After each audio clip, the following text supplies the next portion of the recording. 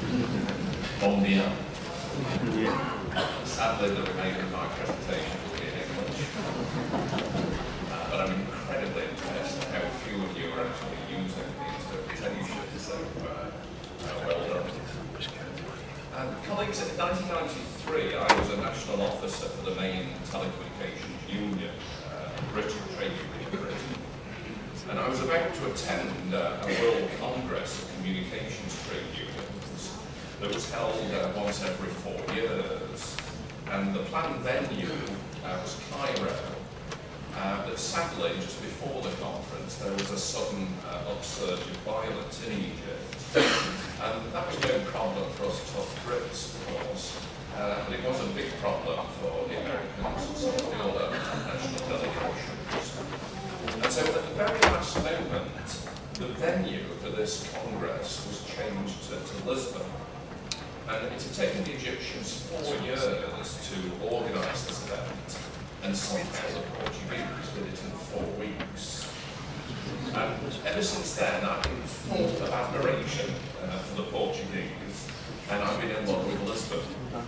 So thank you for inviting me to this important and interesting conference, and for enabling me to see your beautiful capital once more. As Diogo said, most events that debate the future of next generation networks are all about technology, about funding, about regulation, and the consumer viewpoint is often missed or marginalised. So I'm delighted today to be able to give you a consumer point of view, drawing especially on my membership of the Ofcom Consumer Panel for the United Kingdom.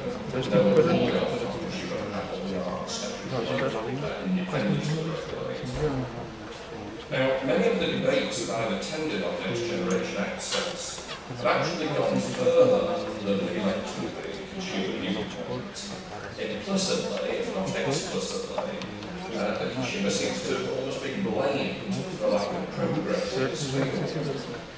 It seems to me that the challenge to consumers that you seem to hear from the industry and from the financiers goes something like this. We can't make these high-risk investments until you give us hard evidence that you really want these faster speeds and greater broadband. That you tell us what new services you will actually need and how you will use this extra bandwidth. And that you will convince us that you will actually pay a lot more for these new services. And I put it to you today that that is a wholly unrealistic expectation of consumers.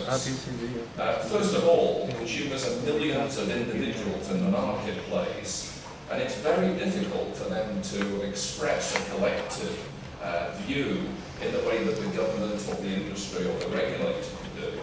Even the Ofcom Consumer Panel doesn't have the resources and the influence of other major interests in this debate. And second, I suggest to you that consumers can't be expected to demand services which do not yet exist and tell market researchers what they would pay for services they cannot even envisage.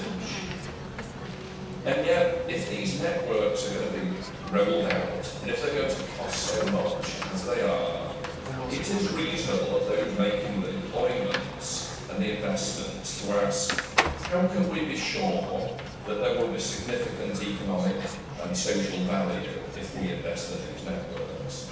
And that's the question I want to address in my presentation.